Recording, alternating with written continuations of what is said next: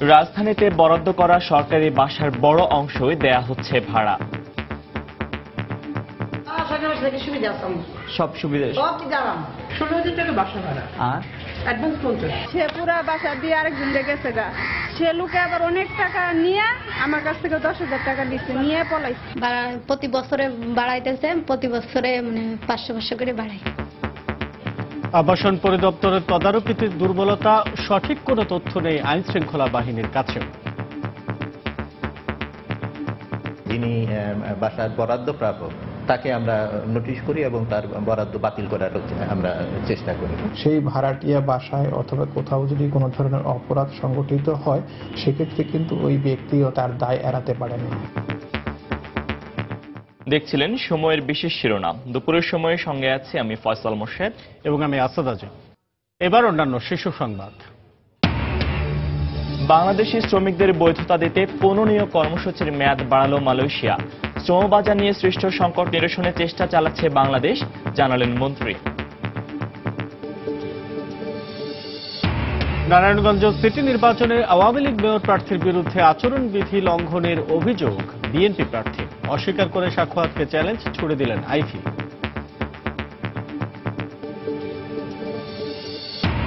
গাজীপুরে বাস ও লেগুনার মুখোমুখি সংঘর্ষে 6 জন নিহত, আহত কমপক্ষে 6 জন। মাদারীপুরে 2 স্কুল ছাত্রী ধর্ষণের পর হত্যা মামলায় বাদী না জানিয়ে গোপনে চার্জশিট দেওয়ার অভিযোগ। প্রধান 3 আসামির নাম বাদ দেয়ায় স্বজনদের প্রত্যাখ্যান। এবং চট্টগ্রামে পানির চাহিদা মেটাতে ওয়াসার 4,500 কোটি টাকার নতুন প্রকল্প।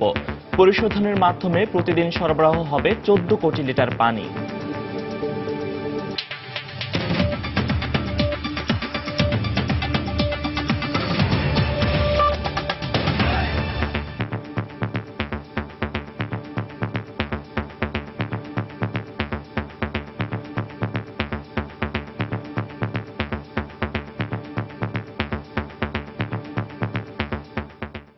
নির্বাচনের বাকি আর মাত্র 4 দিন। শেষ মুহূর্তে প্রচারে ব্যস্ত সময় পার করছেন নারায়ণগঞ্জ সিটি কর্পোরেশনের মেয়র প্রার্থীরা।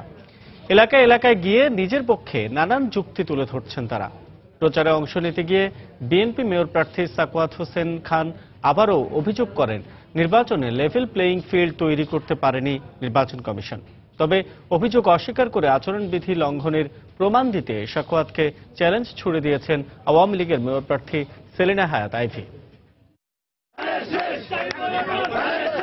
শনিবার সকালে বিএনপির মেয়র প্রার্থী সাখাওয়াত হোসেন খান প্রচারে নামেন সিটি কর্পোরেশনের সিদ্ধিরগঞ্জ উপজেলায়। সেখানে 4 নম্বর ওয়ার্ডের সিমরাইলে প্রচার চালান তিনি। নগরের উন্নয়নে নিজের পরিকল্পনা তুলে ধরে বাড়ি বাড়ি গিয়ে ভোট চান। এ সময় সাংবাদিকদের কাছে তিনি অভিযোগ করেন, নির্বাচনে লেভেল প্লেইং ফিল্ড তৈরি করতে পারেনি নির্বাচন কমিশন। লেভেল প্লেইং ফিল্ডের যে কথা আমি বলেছিলাম সেটা আদৌ এই নারায়ণগঞ্জে প্রতিষ্ঠিত হয়নি। সরকারি দলের প্রার্থী আপনি বন্দরে যান, নারায়ণগঞ্জে অনেক জায়গায় যাবেন, দেখবেন বড় বড় নৌকা টানিয়ে রেখেছে, যেটা নির্বাচনী আচরণবিধির পুরোপুরি লঙ্ঘন। আমাদের যে ভোটার নেতাকর্মী রয়েছে তাদের গোপনে তারা বিভিন্নভাবে প্রভাব বিস্তার, হুমকি ধমকি দেওয়ার চেষ্টা করছে। সেই জিনিসটা যাতে করতে না পারে সেটার প্রতি নির্বাচন কমিশন সজাগ দৃষ্টি রাখবে। শীতলক্ষার পূর্ব পাড়ে বন্দর উপজেলায় টানা 6ষ্ঠ দিনের মতো প্রচার শুরু করেন আওয়ামী লীগের মেয়র প্রার্থী সেলিনা হায়াত আইভি। বন্দরের 22 নম্বর ওয়ার্ডের আমিন আবাসিক এলাকা, 1 নম্বর খেয়াঘাট সহ বিভিন্ন এলাকায় যান তিনি। অংশ নেন পথসভায়। পরে 21 নম্বর ওয়ার্ডেও বাড়ি বাড়ি গিয়ে ভোট চান আইভি। বিএনপি প্রার্থীর অভিযোগ অস্বীকার করে বলেন, আচরণবিধি মেনেই প্রচার চালাচ্ছেন তিনি। আমি সব আচরণবিধি মেনেই কাজ করি, আমার একটা মাইকও কাজ করে না 2টার পরে। জনগণ স্বতঃস্ফূর্তভাবে যদি কিছু করে, এটা যদি আমার উপরে দেয়, 27টি ওয়ার্ডের মধ্যে এমন একটি জায়গার কথা বলেন যে যেখানে যে উনি ভোট চেয়েছে ওনাকে কেউ বাধা দিয়েছে, তাহলে লেভেল প্লেইং ফিল্ডটা কি? আমার এমন কোনো লোক নাই, আমার এমন কোনো বাহিনী নাই যে কাউকে যে হুমকি ধমকি দিবে। এবং এই পর্যন্ত আমি সাখাওয়াত সাহেবকে নিজে বলছি, যদি কোথাও কোনো সমস্যা হয় আপনি আমাকে বলবেন, আমি আপনার সাথে যাব। তারপরে উনি যা প্রচারণা করছে এগুলি একদম রাজনৈতিক একটা স্ট্যান্ডবাজি, মিথ্যা কথা বলে মানুষকে ভড়কাতে যাচ্ছে। এটা সঠিক পন্থা না নির্বাচনের জন্য। নারায়ণগঞ্জ সিটি কর্পোরেশনের নির্বাচন 22 ডিসেম্বর, আর প্রার্থীরা প্রচার চালাতে পারবেন 20 ডিসেম্বর পর্যন্ত। তাফসির বাবু, সময় সংবাদ, নারায়ণগঞ্জ।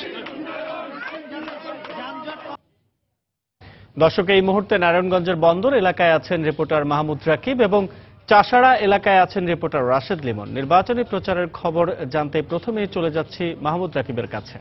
রাকিব,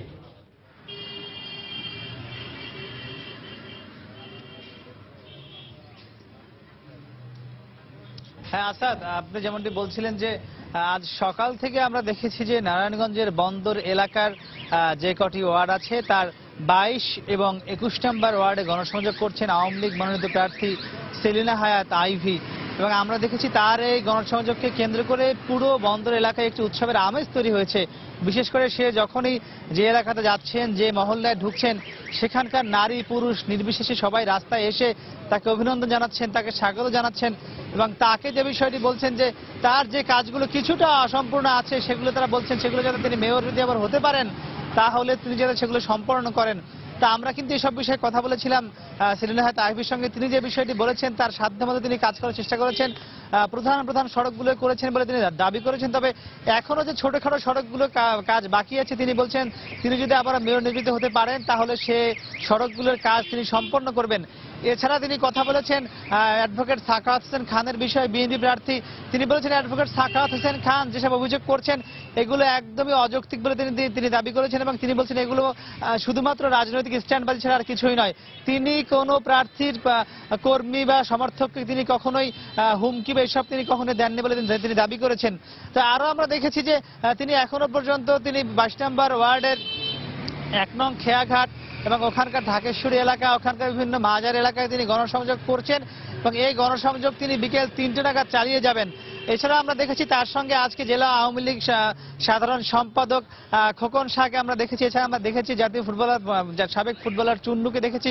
তো বিভিন্ন মত এবং পেশার মানুষকে আমরা দেখেছি। তিনি আরেকটি বিষয় বলেছেন যে তার সকল মতের সকল পথের মানুষের জন্য সমান সুযোগ থাকবে। আওয়ামী লীগ হোক, বিএনপি হোক, যে ধর্মেরই হোক, যে বর্ণেরই হোক, সবার জন্য তিনি সমানভাবে কাজ করবেন বলে দাবি করেছেন। এছাড়া তিনি বলেছেন যে এখানকার যত এখনো কাজ উন্নয়ন হয়নি, বিভিন্ন মাঠ করে দেওয়ার কথা তিনি বলেছেন।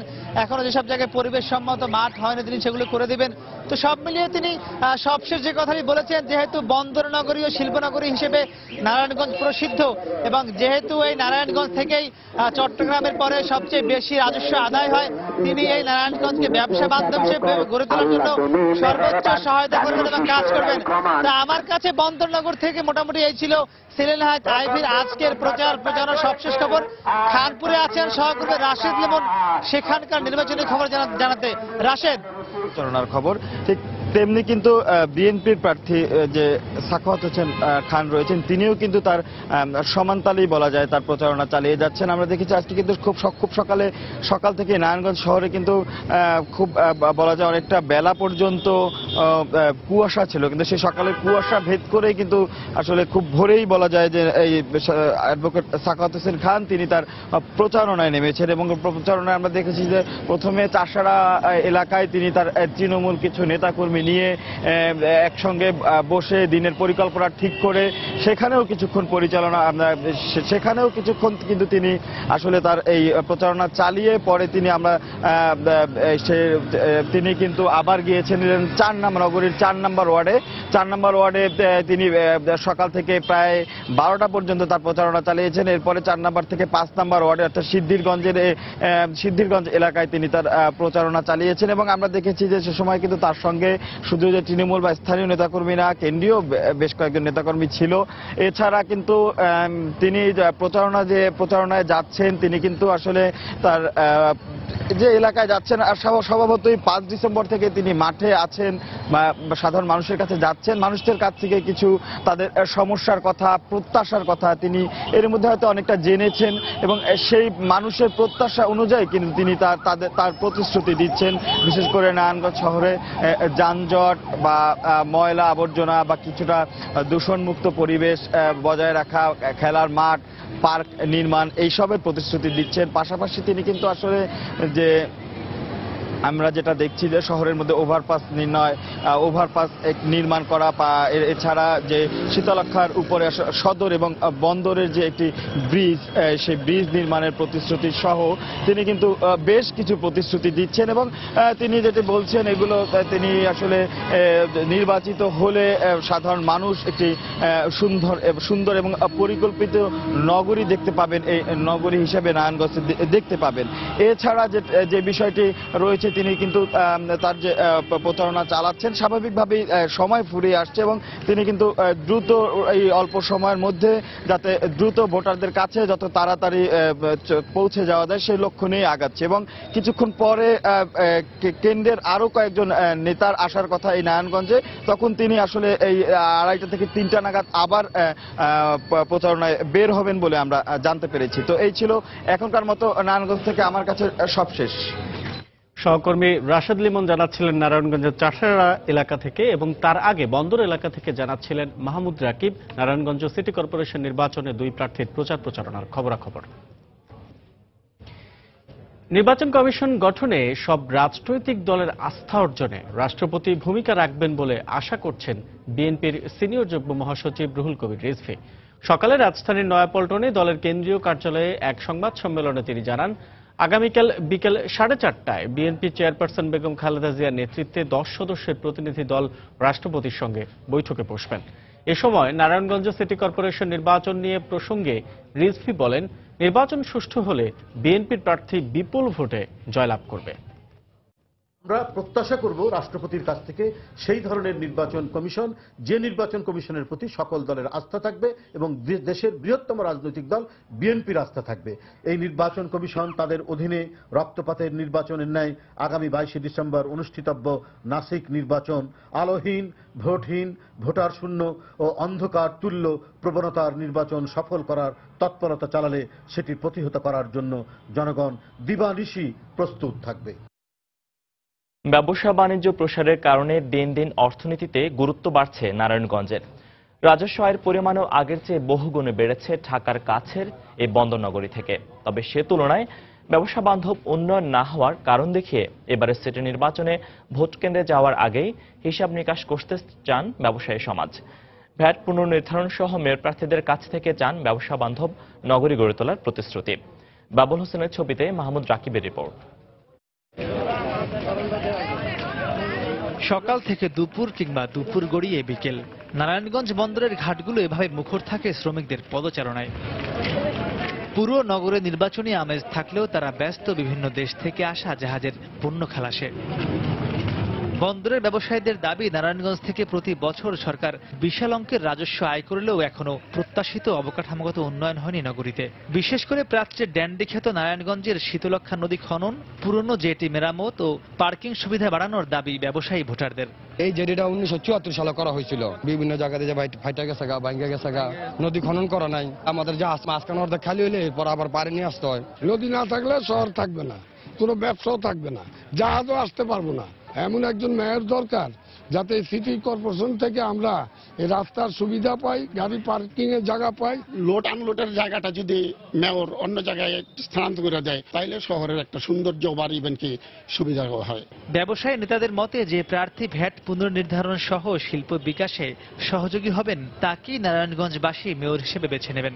পাশাপাশি ব্যবসায়ীরা প্রার্থীর কাছ থেকে ঐতিহ্যবাহী সুতা শিল্প ও নিতাইগঞ্জের লবণ শিল্প বিকাশে স্থান বরাদ্দেরও প্রতিশ্রুতি চান। ভবিষ্যৎ যারাই মেয়র হবে তারা ভ্যাটটাকে সমন্বয় করবে এমনভাবে যাতে সাধারণ মানুষ এবং ব্যবসায়ীদের কোনো প্রকার ক্ষতির সম্মুখীন হতে না হয়। লোডিং আনলোডিং এর জন্য একটা সুনির্দিষ্ট একটা জায়গা প্রয়োজন। যেমন সুতা ব্যবসায়ীর জন্য থানার পুকুরের মাঠ আছে একটা পৌর সিটি কর্পোরেশন আন্ডারে, ওইটা আমি দাবি রাখি সুতা ব্যবসায়ীদের জন্য। হোল্ডিং ট্যাক্সটা যেটা ছিল এটা অনেকাংশে বৃদ্ধি হয়ে গেছে। পরবর্তী যে এই মেয়র হোক, আমি তাদের কাছে আমার আকুল আবেদন থাকবে যাতে এই ট্যাক্সটাকে সমন্বয় করে আর একটু কমানো যায়। নারায়ণগঞ্জ সিটির প্রায় 5.25 লাখ ভোটারের অর্ধেকই জড়িত বিভিন্ন ব্যবসা বাণিজ্যের সঙ্গে। রাজধানীর খুব কাছাকাছি হওয়ায় দিন দিন শিল্পনগরী ও বন্দরনগরী হিসেবে গুরুত্ব বাড়ছে নারায়ণগঞ্জ সিটি কর্পোরেশনের। সে কারণে শহরে বিভিন্ন ব্যবসার সঙ্গে পাল্লা দিয়ে বাড়ছে ব্যবসায়ী ভোটারের সংখ্যাও। তাই 22 ডিসেম্বরের নির্বাচনে এখানকার ব্যবসার সঙ্গে সংশ্লিষ্ট ভোটাররা গুরুত্বপূর্ণ ভূমিকা পালন করে বলে মনে করছেন নির্বাচন পর্যবেক্ষকরা। মাহমুদ রাকিব, সময় সংবাদ, নারায়ণগঞ্জ। রাজধানীতে বরাদ্দ করা সরকারি বাসার বেশিরভাগই ভাড়া দেয়া হচ্ছে। চাহিদার তুলনার বাসার সংখ্যা অনেক কম হলেও বিভিন্ন মন্ত্রণালয়ের অধীনে বরাদ্দ দেওয়ার কারণে তদারকি করতে পারছে না খোদ আবাসন পরিদপ্তর। হলি আর্টিজানের ঘটনার পর বিভিন্ন আবাসিক এলাকায় তদারকি করলেও সরকারি বাসার বাসিন্দাদের বিষয়ে সঠিক কোনো তথ্য নেই আইনশৃঙ্খলা বাহিনীর কাছেও। বিস্তারিত এমআর আমিনের রিপোর্টে। আজিমপুর সরকারি কলোনির দেয়ালের গায়ে টুলেট দেখে ফোন দেয়া হয়। 8,500 টাকায় ভাড়া দেয়া শর্তে কথা বলেন জাতীয় পরিকল্পনা ও উন্নয়ন একাডেমির এক কর্মচারী। কত? 8,500 টাকা।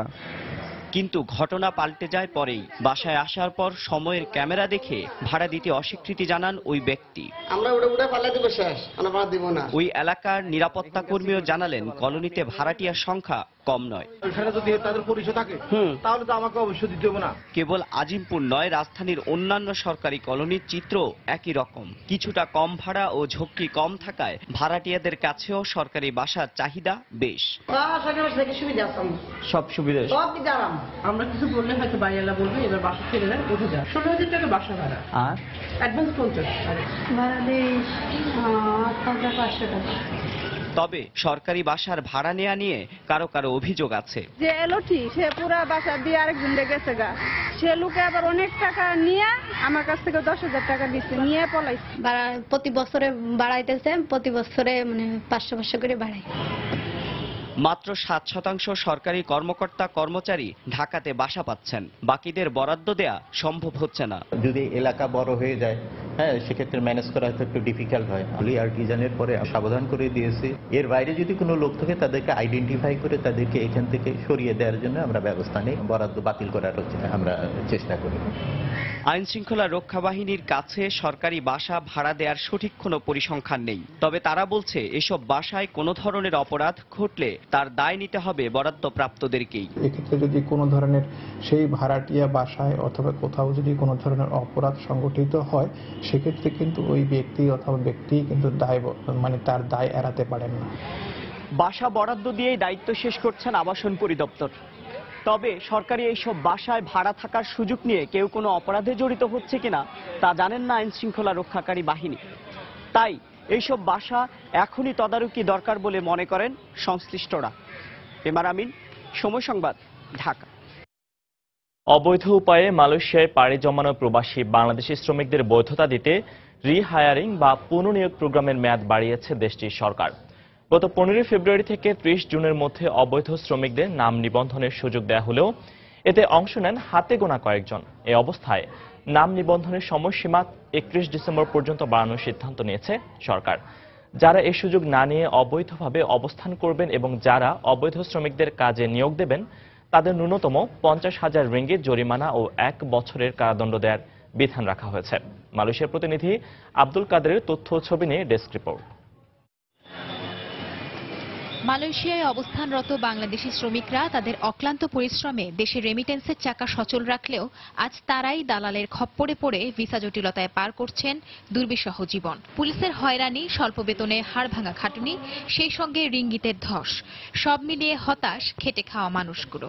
উন্নত চাকরি পাবো, উন্নতভাবে বসবাস করতে পারবো, অনেক টাকা রুজি করতে পারবো, তার কবলে পড়ে আমি মালয়েশিয়া আসছি। আসার পরে দেখলাম আমার চাকরি কই আর আমার লেখাপড়া কই। কাগজপত্র জমা দিছে, কেউ জমা দেয় নাই, এখনো মানুষ আছে দুশ্চিন্তার মাঝে। 1993 সাল থেকে মালয়েশিয়া সরকার বাংলাদেশ থেকে শ্রমিক নিতে শুরু করলে ভাগ্য পরিবর্তনের আশায় অনেকেই অবৈধভাবে প্রবেশ করে। 4 লাখেরও বেশি অবৈধ বাংলাদেশি শ্রমিকদের বৈধতা দিতে 15 ফেব্রুয়ারি থেকে 30 জুন পর্যন্ত রিহায়ারিং প্রোগ্রাম চালু করা হলেও মাত্র হাতে গোনা কয়েকজন এতে নাম নিবন্ধন করে। এই অবস্থায় নিবন্ধনের মেয়াদ 31 ডিসেম্বর পর্যন্ত বাড়ানো হয়। শ্রমিকরা তাদের কোম্পানির মালিকদের মাধ্যমে মাই ইজিতে এই পুনর্নিবন্ধনের সুযোগ পাবে বলে জানিয়েছেন বাংলাদেশ দূতাবাসের শ্রম কাউন্সিলর মোহাম্মদ সাইদুল ইসলাম। 1,34,000 বাংলাদেশি রিহায়ারিং কর্মসূচির অধীনে রেজিস্ট্রিভুক্ত হয়েছে এবং আমরা আশা করছি এরপরে এই ডিসেম্বর পর্যন্ত এর সংখ্যা 2 লক্ষ ছাড়িয়ে যাবে। আমরা বাংলাদেশি কর্মী ভাইয়েরা যারা অবৈধ আছেন তাদেরকে অনুরোধ করবো তারা যেন দ্রুত এই সুযোগটি গ্রহণ করে। এদিকে মালয়েশিয়ার অভিবাসন বিভাগ সূত্রে জানা গেছে, যারা পুনর্নিবন্ধনে অংশ নেবেন না এবং যে কোম্পানির মালিক অবৈধ শ্রমিকদের দিয়ে কাজ করাবেন তাদের প্রচলিত আইনের আওতায় 50,000 রিঙ্গিত জরিমানা সহ 1 বছরের কারাদণ্ড দেওয়া হবে। এছাড়া কোনো মালিকপক্ষ যদি 5 জনের বেশি অবৈধ শ্রমিক রাখেন তাহলে 5 বছরের জেল কার্যকর করা হবে। সময় সংবাদ, কুয়ালালামপুর, মালয়েশিয়া। এদিকে সংযুক্ত আরব আমিরাত ও মালয়েশিয়ায় বন্ধ শ্রম বাজার শিগগিরই খুলছে বলে জানিয়েছেন প্রবাসী কল্যাণ মন্ত্রী নুরুল ইসলাম বিএসসি। দুপুরে রাজধানীর প্রবাসী কল্যাণ ভবনে সংবাদ সম্মেলনে তিনি একথা জানান। সৌদি আরব সহ মধ্যপ্রাচ্যের অন্যান্য শ্রমবাজার নিয়ে সৃষ্ট সংকট নিরসনে সরকার সব ধরনের প্রচেষ্টা চালাচ্ছে বলেও এ সময় জানান মন্ত্রী। প্রতারণামুক্ত পরিবেশ, যৌক্তিক অভিবাসন ব্যয়, অধিক হারে কর্মী প্রেরণের ক্ষেত্রে বর্তমান সরকারের দায়িত্ব লাভের পর হতেই আমরা নিষ্ঠার সাথে পালন করে যাচ্ছি। বর্তমান সরকার বিগত আমলের দায়িত্ব গ্রহণের প্রাক্কালে 97টি দেশে কর্মী প্রেরণ করা হতো, এখন 162 দেশে কর্মী প্রেরণ করা হচ্ছে। বর্তমান সরকারের শ্রমকর্মীদের সাফল্যের কারণে এই অর্জন সম্ভব হয়েছে। সৌদি দূতাবাসের রাষ্ট্রদূতকে এখানে ডাকা হয়েছিল, উনি আসছিলেন, তো এইরকম তারা স্বীকার করে না যে তারা দেয় না। তারা বলে যে এগুলো ইরেগুলার থাকলে আমরা দিই না, রেগুলার থাকলে আমরা দিই। তবুও আমরা তাদের উপর প্রেসারাইজ করবো যাতে করে দেওয়া হয়। 2024 সাল নাগাদ স্বল্পোন্নত দেশের তালিকা থেকে বাংলাদেশ বের হতে পারবে, তবে পরবর্তী আরও 3 বছর স্বল্পোন্নত দেশের বিভিন্ন সুবিধা পাবে বাংলাদেশ। আংটাটের রিপোর্টে উঠে এসেছে এমন তথ্য। সকালে রাজধানীর ব্র্যাকেন সেন্টারে স্বল্পোন্নত দেশগুলো নিয়ে আংটাটের রিপোর্ট প্রকাশ করে বেসরকারি গবেষণা সংস্থা সিপিডি। এ সময় আংটাটের রিপোর্টের উপর বিভিন্ন মতামত তুলে ধরে সংস্থাটি। মানব সম্পদ উন্নয়ন সূচকের দিকে গুরুত্ব দিলে আরও দ্রুত স্বল্পোন্নত দেশের তালিকা থেকে বের হওয়া সম্ভব বলে মত দেওয়া হয় সংস্থাটির পক্ষ থেকে। পাশাপাশি উন্নয়নের ধারা অব্যাহত রাখতে গ্রামীণ অর্থনৈতিক উন্নয়ন, রপ্তানিতে পণ্যের বহুমুখীকরণ সহ বিশ্ব পরিস্থিতির বিভিন্ন ঝুঁকি মোকাবেলায় করণীয় ঠিক করা জরুরি বলেও মনে করে সিপিডি।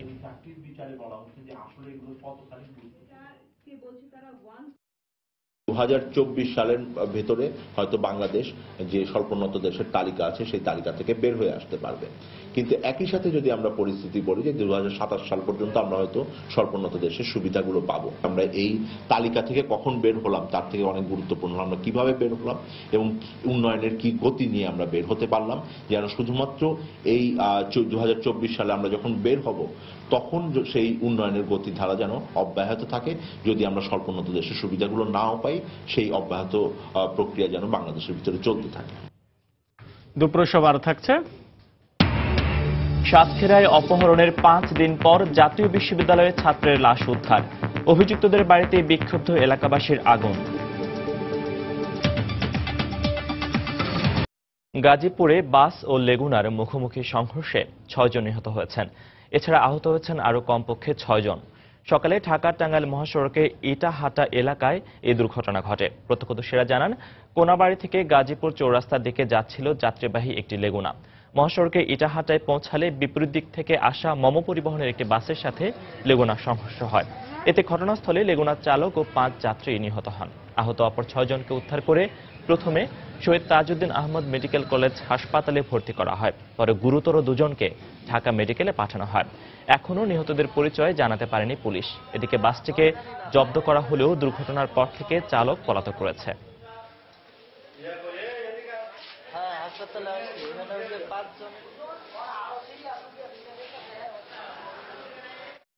রাজধানীর খিলক্ষেতের বেল্লা এলাকায় এক বালু ব্যবসায়ীর গুলিতে একই পরিবারের 3 জন আহত হয়েছেন।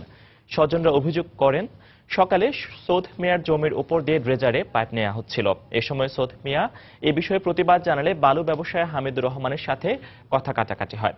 চিৎকার শুনে তার পরিবারের সদস্যরা ঘর থেকে বেরিয়ে এলে ব্যবসায়ী হামিদুর রহমান গুলি ছুড়তে থাকে। এ সময় গুলিবিদ্ধ হন সৌদ মিয়া, তার স্ত্রী ফাতেমা বেগম এবং তাদের ছেলে আব্দুল হালিম। এরপর স্থানীয় লোকজন হামিদুর রহমানকে ধরে পুলিশে সোপর্দ করেন। আহতরা ঢাকা মেডিকেলে চিকিৎসাধীন রয়েছেন।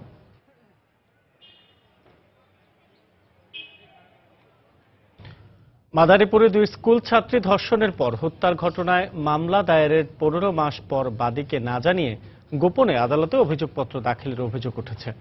মামলার প্রধান 3 আসামিকে বাদ দিয়ে শুধুমাত্র আত্মহত্যার কথা উল্লেখ করে অভিযোগপত্র দাখিল করায় তা প্রত্যাহারের দাবি জানিয়েছেন নিহতের স্বজনরা।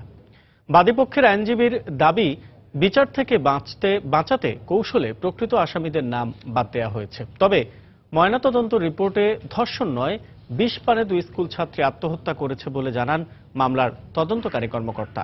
সঞ্জয় কর্মকার অভিজিতের তথ্য ও শাহাদাত আকনের তোলা ছবি নিয়ে ডেস্ক রিপোর্ট।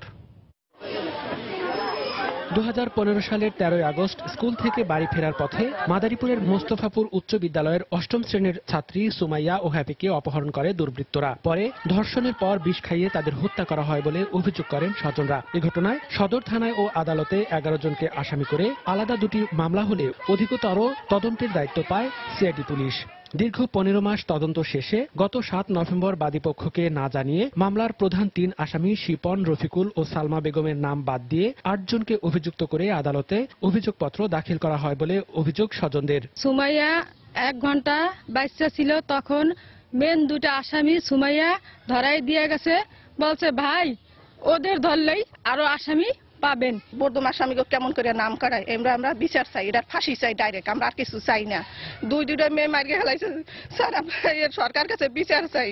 মামলার তদন্তকারী কর্মকর্তার দাবি, ময়নাতদন্ত রিপোর্টের ভিত্তিতেই আদালতে চার্জশিট দেওয়া হয়েছে। 2 বার ময়নাতদন্ত করেছে, 2 বারই একইভাবে আসছে যে এটা সুইসাইডাল মেসার্জ। তদন্তে সাক্ষ্য প্রমাণে দেখা গেছে যে এটা আত্মহত্যা। বিষয় সংশ্লিষ্টতা 8 জনের পাইছি, 8 জনের মধ্যে চার্জশিট দিয়েছি। তবে বাদীপক্ষের আইনজীবীর দাবি, বিচার থেকে বাঁচাতে কৌশলে প্রকৃত আসামিদের নাম বাদ দিয়ে এবং ঘটনা আড়াল করে অভিযোগপত্র দাখিল করা হয়েছে। সুস্পষ্টভাবে 306 ধারায় যেই সহায়তার যে বিষয়, এখানে কিভাবে আর আসামিরা সহায়তা করছে, আত্মহত্যা করার জন্য উদ্বুদ্ধ করছে, তারও বিস্তারিত কোনো বিবরণ বা কোনো তথ্য প্রমাণ এখানে আসে নাই। মামলায় গ্রেপ্তার হওয়া আসামি শিপন, রফিকুল, রানা ও রাকিব জামিনে রয়েছে। এছাড়া উজ্জ্বল নামে অপর এক আসামি সিঙ্গাপুরে পালিয়ে গেছে। সময় সংবাদ, মাদারীপুর। বন্দরনগরী চট্টগ্রামে পানির চাহিদা মেটাতে কর্ণফুলী নদীকে কেন্দ্র করে 4,500 কোটি টাকার নতুন একটি প্রকল্প বাস্তবায়ন করতে যাচ্ছে চট্টগ্রাম ওয়াসা। এর মধ্যে জাইকা 3,800 কোটি ও বাকি 700 কোটি টাকা যোগান দিতে হবে সরকারকে। এই প্রকল্প বাস্তবায়ন হলে কর্ণফুলী নদী থেকে প্রতিদিন সংগৃহীত 14 কোটি লিটার পানি পরিশোধনের মাধ্যমে নগরীতে সরবরাহ করা হবে। একই সঙ্গে 600 কিলোমিটার পাইপ লাইনেরও সংস্কার করা হবে। বিস্তারিত জানাচ্ছেন কমল দে। নগরীতে পানি সরবরাহের ক্ষেত্রে বর্তমানে বড় ধরনের আধার হিসেবে কর্ণফুলী নদীকে ব্যবহার করছে চট্টগ্রাম ওয়াসা। ইতিমধ্যে 2টি প্রকল্পের মাধ্যমে কর্ণফুলী নদী থেকে 14 কোটি লিটার পানি দেওয়া হচ্ছে নগরীতে। এজন্য নগরীর মোহরা এবং জেলার রাঙ্গুনিয়া পোমরা এলাকায় বসানো হয়েছে পরিশোধন যন্ত্র। 3য় প্রকল্পের মাধ্যমে কর্ণফুলী নদী থেকে সংগ্রহ করা হবে আরো 14 কোটি লিটার পানি। কর্ণফুলী ফেজ 2 বাস্তবায়ন হলে বর্তমানে কর্ণফুলী ফেজ 1 দিয়ে আমরা যে এলাকাটা সার্ভ করছি, সেটার বাইরে যে এলাকাগুলো থাকবে এবং তাদের ডিমান্ড ভবিষ্যতে বাড়বে, 2035-এ যে ডিমান্ডগুলো হবে অথবা এই এলাকাতেও যে ডিমান্ডগুলো বেড়ে যাবে, সেটা মেকআপ করার জন্য এই প্রজেক্টটা করা হচ্ছে। তবে কর্ণফুলী নদী থেকে যে পানি যুক্ত হচ্ছে, ওয়াসার পাইপগুলো দীর্ঘদিন ধরে সংস্কার না হয় এখন পানির চাপ নিতে পারছে না। স্বাধীন বাংলাদেশের সবচেয়ে পুরনো সংগঠন হচ্ছে যেটা ওয়াসা, এবং অনেকগুলো পাইপলাইন আছে যেগুলি সেই আমলের, অনেকগুলি হচ্ছে স্টিল পাইপ বা জিআই পাইপ এরকম, এবং এই পাইপগুলো করোডেড হচ্ছে। করোড হতে গিয়ে দীর্ঘদিনের ব্যবহারে এদের যে জয়েন্ট যেগুলি ছিল, জয়েন্টের মধ্যে প্রেশার নিতে পারতেছে না। জয়েন্ট যেখানে দুর্বল অথবা যেখানে পাইপ করোশনের কারণে দুর্বল হয়ে গেছে, সেখানে এটা ছিঁড়ে যাচ্ছে। এই অবস্থায় জাইকার কাছ থেকে 3,800 কোটি টাকার নিশ্চয়তা পাওয়ায় জরাজীর্ণ এইসব পাইপ সংস্কারের উদ্যোগ নিয়েছে চট্টগ্রাম ওয়াসা। সমস্ত পাইপলাইন চট্টগ্রামের পুরাতন পাইপলাইন পরিবর্তন হবে, প্রায় 600 কিলোমিটার পাইপলাইন পরিবর্তন হবে। সাথে সাথে সমস্ত ওয়াটার কানেকশন ওইটাকে ট্রান্সফার হবে ওই পাইপলাইনে। প্লাস যে কোনো জায়গায় পাইপলাইন নাই, সেই সমস্ত জায়গায় পাইপলাইন এক্সটেন্ড করা হবে। নগরীতে প্রতিদিন 50 থেকে 55 কোটি লিটার পানির চাহিদা রয়েছে।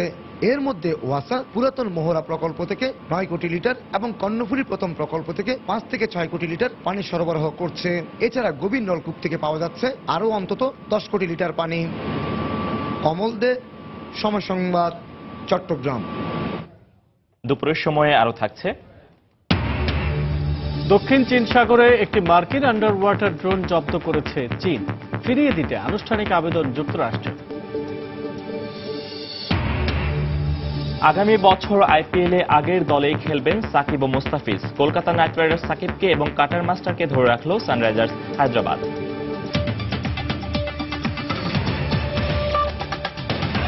অপহরণের 5 দিন পর সাতক্ষীরায় জাতীয় বিশ্ববিদ্যালয়ের ছাত্র গৌতম সরকারের লাশ উদ্ধার করেছে পুলিশ। অভিযুক্তদের বাড়িতে আগুন দিয়েছে বিক্ষুব্ধ এলাকাবাসী। পুলিশ জানায় সকালে সদর উপজেলার ভাডুখালী গ্রামে গৌতম সরকার হত্যাকাণ্ডের ঘটনায় অভিযুক্ত নূর ইসলাম ও রেজাউল শেখের বাড়ি আগুন দিয়ে পুড়িয়ে দেয় বিক্ষুব্ধ গ্রামবাসী। খবর পেয়ে পরিস্থিতি নিয়ন্ত্রণে ঘটনাস্থলে যায় পুলিশ। গত 13 ডিসেম্বর সন্ধ্যায় সাতক্ষীরা সীমান্ত আদর্শ কলেজের অনার্স প্রথম বর্ষের ছাত্র গৌতম সরকারকে অপহরণ করে দুর্বৃত্তরা। পরে রাতে মোবাইল ফোনে তার বাবা ইউপি সদস্য গণেশ মণ্ডলের কাছে 10 লাখ টাকা মুক্তিপণ দাবি করে অপহরণকারীরা। এই ঘটনায় তিনি সাতক্ষীরা সদর থানায় 6 জনকে আসামি করে মামলা করেন। অভিযান চালিয়ে 5 জনকে গ্রেফতার করে পুলিশ। পরে তাদের দেয়া স্বীকারোক্তি অনুযায়ী আজ সকালে মহাদেবপুর গ্রামে নিজ বাড়ির পাশ থেকে গৌতম সরকারের লাশ উদ্ধার করা হয়। অত্যন্ত নির্মম একটা ঘটনা। আমরা অত্যন্ত আন্তরিক এই মামলাটা পুরোপুরি ডিটেকশনের জন্য। অলরেডি আপনারা জানেন যে 6 জনের মধ্যে এজাহারভুক্ত 6 জন আসামির মধ্যে 5 জনই অ্যারেস্ট হয়ে গেছে। বাকি এর মধ্যে যারা ইন্ধন দিয়েছে বা যাদের প্ররোচনা হয়েছে তারাও খুব শীঘ্রই আইনের আওতায় চলে আসবে। দেখছেন দুপুরের সময়। টেল সুপ্রিম চেয়ারের পারফেক্ট শেপ আর ডিজাইন আপনাকে দেয় 100% কমফোর্ট। টেল সুপ্রিম চেয়ার। বাংলাদেশে অনুপ্রবেশের সময় 19টি নৌকা সহ 2 শতাধিক রোহিঙ্গাকে ফিরিয়ে দিয়েছে বিজিবি। সকালে নাফ নদীর 6টি পয়েন্ট দিয়ে তাদের ফেরত পাঠানো হয়। বিজিবি জানায়, মিয়ানমারের সহিংসতার পর থেকে প্রতিদিনই রোহিঙ্গা বহনকারী নৌকা অনুপ্রবেশের চেষ্টা করছে। এরই ধারাবাহিকতায় আজও ভোর থেকে বেলা 11টা পর্যন্ত বাংলাদেশে অনুপ্রবেশের সময় নাফ নদীর জলসীমায় 6টি পয়েন্ট দিয়ে রোহিঙ্গা বহনকারী 19টি নৌকা ফেরত পাঠায় বিজিবি।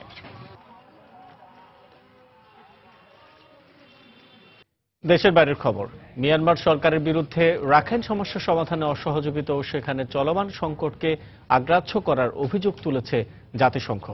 রোহিঙ্গা মুসলমানদের বিষয়ে দেশটির সরকারি নীতির তীব্র সমালোচনাও করে বিশ্ব সংস্থা মানবাধিকার বিষয়ক সংগঠন। এর মধ্যেই দেশটির সেনাবাহিনীর বিরুদ্ধে রাখাইনে রোহিঙ্গাদের উপর নতুন করে হামলা চালানোর অভিযোগ করেছে হিউম্যান রাইটস ওয়াচ HRW। এই অবস্থায় সংঘাতপূর্ণ রাখাইনে সাংবাদিক প্রবেশের অনুমতি দিয়েছে মিয়ানমার সরকার।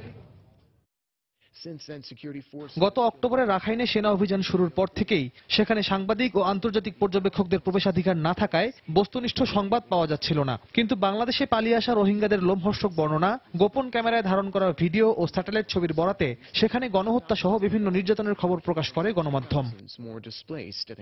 এরই ধারাবাহিকতায় শুক্রবার হিউম্যান রাইটস ওয়াচ প্রকাশিত নতুন এক প্রতিবেদনে বলা হয়, রাখাইনে রোহিঙ্গাদের ওপর নতুন করে হামলা জোরদার করেছে মিয়ানমার সরকার। বেশ কিছু ঘরবাড়ি পুড়িয়ে দেওয়ার পাশাপাশি সেনা সদস্যরা রোহিঙ্গাদের রাখাইন ছেড়ে যেতে বাধ্য করছে বলে দাবি করে HRW। জাতিসংঘের মানবাধিকার বিষয়ক সংস্থাও জানায়, তারা প্রতিদিনই বিভিন্ন মাধ্যমে রাখাইনে হত্যা, নির্যাতন ও ধর্ষণের মতো বর্বরতার খবর পাচ্ছে। মিয়ানমার সরকার বারবার রাখাইনে মানবাধিকার লঙ্ঘনের বিষয়ে অস্বীকার করে আসছে। এমনকি তারা বিষয়টি নিয়ে স্বাধীন তদন্তের ক্ষেত্রেও প্রয়োজনীয় সহযোগিতা করছে না। সরকার যদি কিছু গোপন নাই করেন, তবে তারা কেন সেখানে বাইরের লোকজনের প্রবেশাধিকার দিচ্ছেন না? বিশ্ব সম্প্রদায়ের তীব্র সমালোচনার ধারাবাহিকতায় অবশেষে রাখাইনে সাংবাদিকদের প্রবেশ করতে দেওয়ার সিদ্ধান্ত নিয়েছে মিয়ানমার। তবে এজন্য নির্দিষ্ট তারিখ বেঁধে দেওয়া হয়েছে। আগামী সোম থেকে বুধবার এই 3 দিন নিরাপত্তা বাহিনীর প্রহরায় 13 জন সাংবাদিক রাখাইনের মংডু পরিদর্শন করবেন বলে জানায় দেশটির তথ্য মন্ত্রণালয়। পরে আরো সাংবাদিক ও পর্যবেক্ষকদের প্রবেশাধিকার দেওয়া হবে বলেও জানানো হয়। তবে প্রথম দফায় কোন কোন গণমাধ্যম প্রতিনিধিকে রাখাইন পরিদর্শনের সুযোগ দেওয়া হচ্ছে তা প্রকাশ করা হয়নি। এর আগে রাখাইন নিয়ে আগামী সোমবার ইয়াঙ্গুনে আসিয়ানের পররাষ্ট্রমন্ত্রী পর্যায়ের বৈঠক আহ্বান করেন স্টেট কাউন্সিলর অং সান সুচি। রিয়াদুল ইসলাম, সময় সংবাদ। দক্ষিণ চীন সাগরে একটি মার্কিন আন্ডার ওয়াটার ড্রোন জব্দ করেছে চীন। ড্রোনটি ফিরিয়ে দেওয়ার আহ্বান জানিয়ে শুক্রবার চীনের কাছে আনুষ্ঠানিক আবেদন করেছে যুক্তরাষ্ট্র। দক্ষিণ চীন সাগরের সুবিক বে থেকে 50 কিলোমিটার দূরে আন্তর্জাতিক জলসীমায় ড্রোনটি গবেষণা কাজ নিয়োজিত ছিল বলে জানান মার্কিন কর্মকর্তারা। প্রশান্ত মহাসাগরীয় অঞ্চলে মার্কিন গবেষণা জাহাজ USNS বৌডিচ পানির থেকে তুলে নেয়ার আগেই বৃহস্পতিবার চীনা নৌবাহিনী একটি ছোট নৌকা পাঠিয়ে 2টি ড্রোনের একটি তুলে নেয় বলে দাবি মার্কিন কর্মকর্তাদের। ড্রোনটির গায়ে এর পরিচিতি লেখা ছিল এবং তা নিয়ম মেনেই সমীক্ষা চালাচ্ছিল বলে জানানো হয়। পানির তাপমাত্রা ও লবণাক্ততা সমীক্ষার কাজ করছিল আনম্যান্ড আন্ডার ওয়াটার ভেহিকল বা মনুষ্যবিহীন এই ডুবো ড্রোন।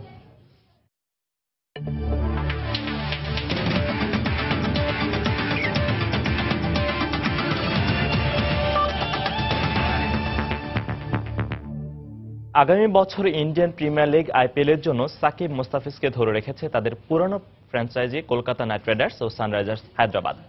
গত মৌসুমে প্রথমবারের মতো আইপিএলে অংশ নিয়ে বাজিমাত করেন টাইগার ক্রিকেটের বিস্ময় বালক মুস্তাফিজুর রহমান। টুর্নামেন্টে 17টি উইকেট নিয়ে সবচেয়ে বড় ভূমিকা পালন করেন হায়দ্রাবাদকে চ্যাম্পিয়ন করতে।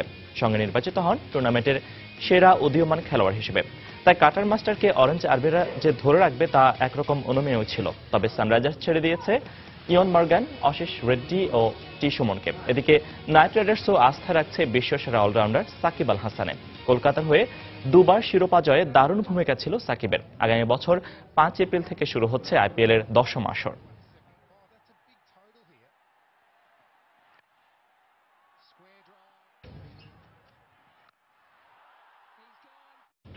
দুপুরের সময় পর্যায়ে শীর্ষ সংবাদ জানিয়ে দিচ্ছে আরো একবার। বাংলাদেশি শ্রমিকদের বৈধতা দিতে 15 নিয়োগ কর্মসূচির মেয়াদ বাড়ালো মালয়েশিয়া। শ্রম বাজার নিয়ে সৃষ্ট সংকট নিরসনে চেষ্টা চালাচ্ছে বাংলাদেশ, জানালেন মন্ত্রী।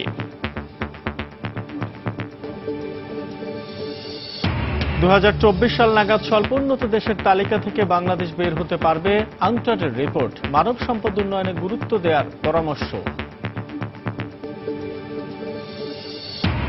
নারায়ণগঞ্জ সিটি নির্বাচনে আওয়ামী লীগ মেয়র প্রার্থীর বিরুদ্ধে আচরণবিধি লঙ্ঘনের অভিযোগ বিএনপি প্রার্থীর।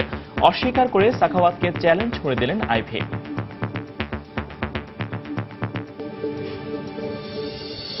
গাজীপুরে বাস ও লেগুনার মুখোমুখি সংঘর্ষে 6 জন নিহত, আহত কমপক্ষে 6 জন।